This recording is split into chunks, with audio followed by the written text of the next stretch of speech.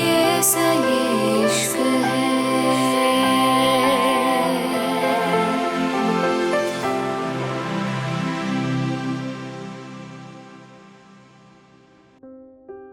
मुंबई जन्नत विला रुद्राक्ष का रूम हया ने जैसे ही अपनी आंखें खोली, उसकी आंखें रुद्राक्ष की आंखों से जा मिली थीं। हया धीरे से बोली, तुम आ गए? टाइम देखो क्या हो गया। मैंने तुम्हारी वजह से डिनर भी नहीं किया। तुम मैंने कहा था डिनर नहीं करने के लिए। मैंने कहा था खाना ना खाओ, और तुम कब से ये बीवियों वाले रूप में आ गई? तुम तो डाइवोर्स लेके जाने वाली थी ना, क्या हुआ? रुद्राक्ष की बात पे हया अपनी आंखें अच्छी तरह खोलते हुए बोली, क्या हो गया रुद्राक्ष? मैंने ऐसा भी क्या बोल दिया? तुम क्यों इतना गुस्सा कर रहे हो? मैं माफी तो। रुद्राक्ष हया की बात बीच में काटते हुए बोला, अपनी बकवास बंद करो, और मैंने कितनी बार कहा है, तुमसे अपने काम से काम रखो, मेरे लिए इंतजार करने की जरूरत नहीं है। हया दीवान, और मैं अच्छे से खा के आया हूं, तो तुम मेरी इतनी फिक्र मत करो, तुम्हारे लिए अच्छा होगा। इतना कह के रुद्राक्ष वॉशरूम में घुस गया था। कुछ देर बाद रुद्राक्ष वापस आया तो हया वैसे ही बैठी थी। हया धीरे से बोली, तुम सच में नहीं खाओगे? रुद्राक्ष का दिमाग अब खराब हो गया था। रुद्राक्ष गुस्से से चीखा, बहरी हो क्या? दिमाग बन चुकी हो? कहा ना नहीं खाना। रुद्राक्ष आज पहली बार हया पे इतना चिल्लाया था। एक पल के लिए हया की आंखें बंद हो गई थीं। उसने रुद्राक्ष को देखा और अपनी आंखें नीचे झुका ली। उसकी आंखों में अलग सा डर था, लेकिन फिलहाल रुद्राक्ष को सिर्फ गुस्सा आ रहा था। उसके ऊपर हया की मासूम शक्ल कोई काम नहीं कर रही थी। हया ने एक नजर रुद्राक्ष को देखा और फिर खामोशी से जाके बेड पे लेट गई। उसने एक नजर रुद्राक्ष को नहीं देखा था। रुद्राक्ष हया को देखते हुए बोला, अब ये ड्रामे करने की जरूरत नहीं है, ये खाना रखा है, खा लो। रुद्राक्ष की बात पे हया ने कोई जवाब नहीं दिया था। रुद्राक्ष गुस्से से हया की आंखों में देखते हुए बोला, मैंने कहा ना ये खाना खाओ। हया जो अब तक सो रही थी, उसने गुस्से से अपनी आंखें खोली और रुद्राक्ष को देख के खाना उठा के नीचे चली गई। रुद्राक्ष गुस्से से बोला, अच्छा है, मेरे सामने जितना हो सके इतना कमाए। कुछ देर बाद हया ऊपर आ गई थी। रुद्राक्ष हैरान था। क्या उसने सिर्फ 5 मिनट में खाना खा लिया था, और उसका रूम भी टॉप फ्लोर पे था, और यहां से नीचे जाने में भी काफी वक्त लगता है। रुद्राक्ष ने हया को देखा और धीरे से बोला, तुम। लेकिन फिर वो खुद ही चुप हो गया और जाके बिस्तर पे लेट गया। हया ने एक नजर रुद्राक्ष को देखा और ब्लैंकेट लेके काउच पे लेट गई। रुद्राक्ष को अब उसकी फिक्र होने लगी थी। वो बेचैनी से करवट बदलने लगा था। उसको पता नहीं क्यों लग रहा था जैसे हया ने खाना नहीं खाया था। खाके तो वो भी कुछ नहीं आया था, लेकिन फिलहाल उसका खाने का कोई मूड नहीं था। लेकिन अब बात यह थी, हया को खाए हुए इतनी देर हो गई थी और वो बिल्कुल नहीं चाहता था हया भूखी सोए। लेकिन हया की बातों ने उसको कुछ भी कहने से रोक दिया था। उसके दिमाग में फिर से वही सब गूंजने लगा था, और ना चाहते हुए रुद्राक्ष ने अपनी आंखें बंद कर ली थीं। आइलैंड विहान फलक को लेके उसके बेडरूम में आ गया था। फलक अब चिल्लाने लगी थी, क्योंकि उसको लग रहा था अब उसको विहान जैसे जानवर से कोई नहीं बचा सकता। विहान गुस्से से फलक के मुंह को पकड़ के बोला, तेरी वजह से मेरी उस अनिरुद्ध सिंघानिया के सामने कितनी बेइज्जती हुई। सिर्फ तेरी वजह से, तेरी वजह मेरे हाथ से इतनी बड़ी डील निकल गई, और फिर रही सही कसर तूने यहां भी पूरी कर ली। तुझ जैसी घटिया लड़की ने कल सबके सामने मेरी इंसल्ट करा दी। बहुत गुरूर है ना तुझे? बहुत गुरूर है अपने ऊपर, अपने खानदान के ऊपर। आज तेरा गुरूर ही टूटेगा। इतना कह के जैसे ही विहान फलक की तरफ बढ़ा, फलक के साइड में रखा फ्लावर पोट उठाया और सीधा विहान के सर में मार दिया। विहान की आंखें हैरानी से फैल गई थीं। उसको कुछ देर तक कुछ भी दिखना सुनना बंद हो गया था, और फिर अगले ही पल फलक के दरवाजे की तरफ दौड़ लगा दी थी। लेकिन दरवाजा बाहर से लॉक्ड था, जिससे सबको लगे फलक यहाँ है ही नहीं। ये भी विहान की चाल थी। विहान के होश में आने से पहले कैसे भी करके फलक को यहाँ से भागना था। लेकिन अफसोस ये था, उसका रूम टॉप फ्लोर पे था। ना तो यहाँ से नीचे आवाज जा सकती थी, और ना ही वो नीचे कूद सकती थी। उसका फोन भी उसके पास नहीं था। फलक जल्दी से अपना सर इधर उधर करके कुछ सोचने लगी थी। ऊपर से उसके होश भी जाने लगे थे। उसका सर घूम रहा था। तभी अचानक उसको अपने बराबर में बालकनी नजर आई, और फिर फलक ने बिना किसी देरी के उस बालकनी में छलांग लगा दी। जब तक विहान की आंख खुली फलक उस रूम से गायब हो गई थी। वहीं ये जिसका भी रूम था वो शायद रूम में नहीं था। ये रूम फलक के रूम से काफी अलग और यूनिक था, जैसे किसी अमीर आदमी के लिए खास तैयार किया हो। फलक दरवाजे की तरफ जाने ही वाली थी, लेकिन तभी दरवाजे से कोई अंदर आया था और इससे पहले वो कुछ समझ पाता, फलक उसकी गोद में गिर गई थी। ये आदमी और कोई नहीं अनिरुद्ध ही था और फलक को अचानक से ऐसे देख के हैरान रह गया था। उसने अपने पास देखा तो और कोई भी नहीं था। उसका रूम भी बाहर से लॉक्ड था। जिसकी इकलौती की उसके पास थी तो फलक अंदर कैसे आई? अनिरुद्ध ने फलक की आंखों में देखा जहां सिर्फ नशा था। क्या उसने नशा करा था? अनिरुद्ध ने सामने देखा।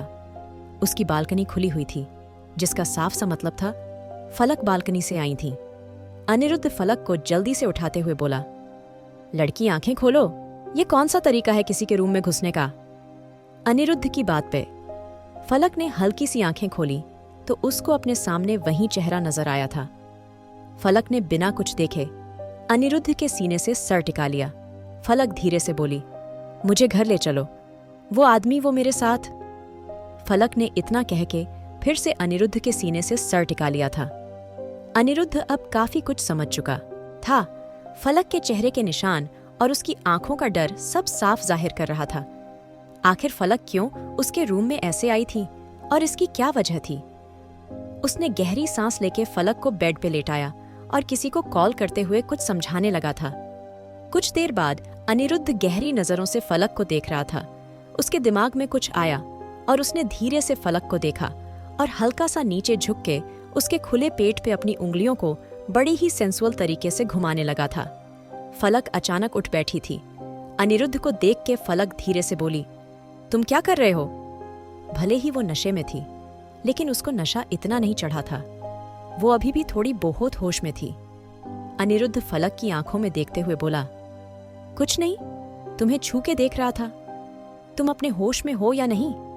फलक, जिसकी आंखों में पहले से नशा घुल चुका था, उसने झटके से अनिरुद्ध के कॉलर को पकड़ा और उसको अपनी तरफ खींचते हुए बोली, देख लिया? फलक की इस हरकत के अनिरुद्ध के चेहरे पे गहरी मुस्कान आ गई थी। उसने फलक के सीने को देखा और गहरी नजरों से उसकी आंखों में देखते हुए बोला, नहीं देखा। अनिरुद्ध की बात पे फलक अपने घुटने के बल बैठते हुए बोली, नहीं देखा? अनिरुद्ध की बातों पे फलक ने धीरे से अपना सर उसके करीब करा और उसके होठों को अपनी कैद में ले लिया। अनिरुद्ध उसके इतने वाइल्ड मूव से काफी हैरान था। उसके हाथ फलक की कमर के कस गए थे और उसने झटके से फलक की कमर को हल्का सा ऊपर उठा कि अपने ऊपर बैठा लिया था। और अब ये पोजीशन दोनों को पागल करने के लिए काफी थी। जन्नत विला अगली सुबह रुद्राक्ष ने हया को उठाना जरूरी नहीं समझा था। वो सीधा रेडी होके नीचे चला गया था। सब लोग ब्रेकफास्ट कर रहे थे। रुद्राक्ष को अकेले आता देख अरीना धीरे से बोली, रुद्राक्ष, हया कहाँ है? अरीना की बात पे रुद्राक्ष चिढ़ते हुए बोला, रियली भाभी, क्या ये सवाल इतना जरूरी था? मैं अब उसको हर वक्त साथ लिए घूमता हूँ क्या? सो रही है, मैंने उठाया नहीं। रुद्राक्ष की बात पे मन्नत जी थोड़ा गुस्से से बोली, रुद्राक्ष, क्या हो गया? अरीना ने सिर्फ पूछा ही है और हया ने कुछ नहीं खाया। रात मैंने जो डिनर भेजा था वो भी ऐसे ही रखा है, और दूसरी बात, वो कुछ खा के सो जाती। मन्नत जी की बात पे रुद्राक्ष के हैरानी से उनको देखा। क्या होगा अब फलक और अनिरुद्ध के बीच? क्या हया मना पाएगी रुद्राक्ष को? मुंबई जन्नत विला रुद्राक्ष धीरे से बोला, रात भी नहीं खाया? तभी अरीना गुस्से से बोली, हम सब यही कह रहे हैं रुद्राक्ष, उसने रात भी कुछ नहीं खाया। अरीना की बात पे रुद्राक्ष उठना चाहता था, लेकिन वो वहीं रुक गया था, क्योंकि उसके दिमाग में हया की कहीं गई बातें गूंजने लगी थीं। वो कैसे भूल सकता था? हया ने कैसे उसकी इंसल्ट करी थी? वो कैसे ये सब भूल सकता था? कभी नहीं। यही सब सोच के रुद्राक्ष धीरे से बोला, मैं ऑफिस के लिए निकल रहा हूं। इतना कह के रुद्राक्ष चला गया था। मन्नत जी हैरानी से बोली, ये हो गया है इसको? कल ऑफिस में कुछ हुआ है क्या? हया भी मुझे ऐसे बुझी बुझी सी लग रही है। शिवाय धीरे से बोले, नहीं, हम सब ने लाइव देखा तो दोनों कितने खुश थे। इस बीच क्या होगा? ईशान धीरे से बोला, मुझे लगता है हम कुछ ज्यादा सोच रहे हैं। आप इन सब पे ध्यान मत दीजिए। वैसे भी वो दोनों हस्बैंड वाइफ हैं, तो मुझे लगता है ऐसे छोटे मोटे झगड़े वो खुद सॉल्व कर लें। ईशान की बात सबको समझ आई थी और सब इस बात से सहमत हो गए थे, लेकिन हैया की फिक्र सबको थी। करीब 1 घंटे बाद हैया नीचे आई थी। उसके चेहरे पे हल्की लाली थी और आंखें भी लाल थीं। देखने से लग रहा था जैसे वो पूरी रात नहीं सोई हो। अरीना धीरे से बोली, तुम्हारी तबीयत ठीक है? आज सुबह से तुम आई नहीं थी तो मैंने सोचा परेशान नहीं करूं। अच्छा आओ ब्रेकफास्ट कर लो, तुमने कल से कुछ खाया? अरीना की बात पे हैया ना चाहते हुए बैठ गई थी। अरीना भी अपनी कॉफी लेके उसके पास ही आ गई थी। हैया ने एक नजर अरीना को देखा और अपना चेहरा झुका लिया। अरीना धीरे से बोली, चेहरा झुकाने से कुछ नहीं होगा। अगर कोई बात है तो तुम मुझसे शेयर कर सकती हो। अरीना की बात पे हैया गहरी सांस लेकर बोली, अपनी गलती बताने की हिम्मत नहीं और आपसे भी नाराज हूं क्योंकि आप सभी को सब पता था, लेकिन किसी ने मुझे बताने की जरूरत नहीं समझी। अरीना हैया के हाथ पे हाथ रखते हुए बोली, साफ कहो क्या हुआ? हैया धीरे से बोली, आप अच्छे से जानती थी रुद्राक्ष ने ये सब जानबूझ के किया है और आप सबके इस काम में उसका साथ दिया है क्योंकि आप सब चाहते थे मैं डिजाइनर बनूं, अपनी जिंदगी में आगे बढ़ जाऊं। लेकिन आप मुझे बता सकती थी भाभी। हैया की बात पे अरीना धीरे से बोली, हैया ये सब हमारी वजह से नहीं हुआ है, तुम्हारी अपनी मेहनत है और देखो तुम बहुत अच्छे से जानती हो, तुमने सबके सामने अपने डिजाइन दिखाए हैं, बनाए हैं, इसमें किसी ने तुम्हारी कोई मदद नहीं करी तो फिर किस लिए ये सब? हैया धीरे से बोली, भाभी प्लीज, और आपको पता है कल मैंने अपने गुस्से के चलते रुद्राक्ष को सुना दिया। मुझे लगा वो सिर्फ मुझे यूज कर रहा है, इसलिए हमारे बीच बहस हो गई और अब मैं हर मुमकिन कोशिश कर रही हूँ उसको मनाने की, लेकिन उसने साफ मना कर दिया। वो मेरी एक नहीं सुनेगा, मैं क्या करूं अब? हैया बेचारा सा मुंह बना के बोली तो अरीना समझते हुए बोली, अच्छा तो ये बात है तो? अरीना हैया के हाथ पे हाथ रखते हुए बोली, साफ कहो क्या हुआ? हैया धीरे से बोली, आप अच्छे से जानती थी रुद्राक्ष ने ये सब जानबूझ के किया है और आप सबके इस काम में उसका साथ दिया है क्योंकि आप सब चाहते थे मैं डिजाइनर बनूं, अपनी जिंदगी में आगे बढ़ जाऊं, लेकिन आप मुझे बता सकती थी भाभी।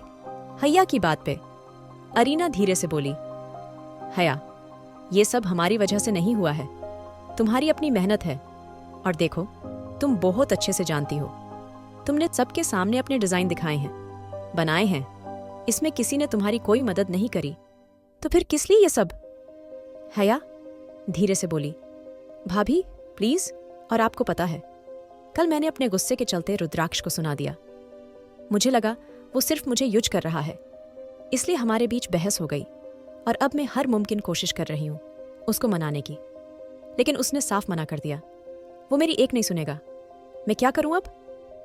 हैया बेचारा सा मुंह बना के बोली तो अरीना समझते हुए बोली, अच्छा तो ये बात है तो तुम मुझे पहले बताती ना।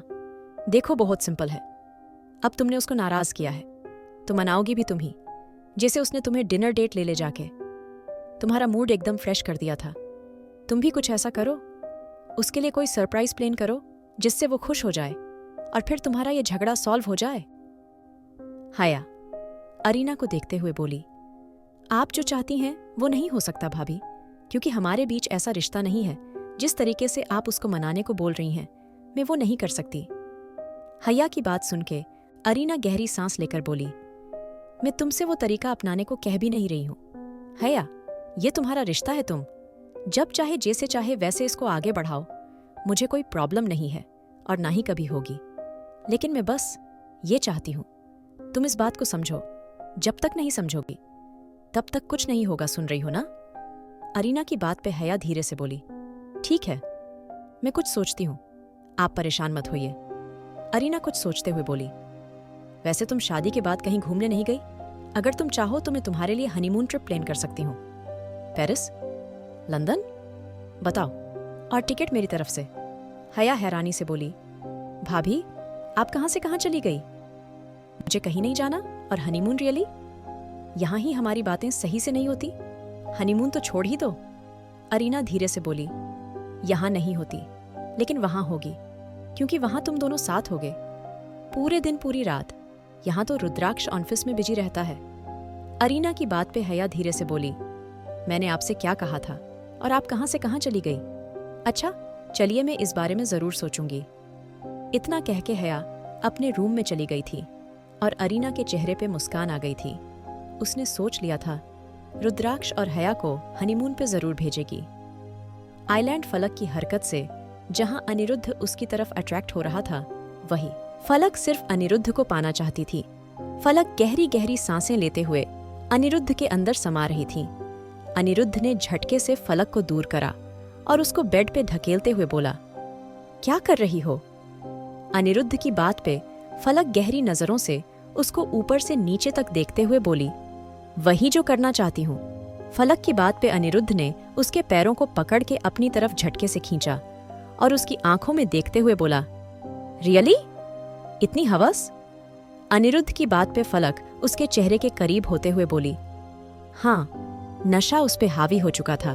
तभी अनिरुद्ध के दिमाग में कुछ आया और वो गुस्से से फलक का मुंह पकड़ते हुए बोला, अच्छा, और अगर मेरी जगह कोई और होता तो तुम उसके साथ भी यही करती? उसको सेड्यूस करती? अपनी तरफ आकर्षित करके उसको ये सब करने पे मजबूर करती? फलक जो नशे में थी, उसको कुछ समझ नहीं आ रहा था। उसने अपना सर हिला दिया था। अनिरुद्ध के अंदर गुस्से की आग जल गई थी। अचानक ही उसने फलक के बालों को पकड़ा और गुस्से से बोला, ठीक है, फिर मैं भी तुम्हें और लड़कियों की तरह ट्रीट करता हूं।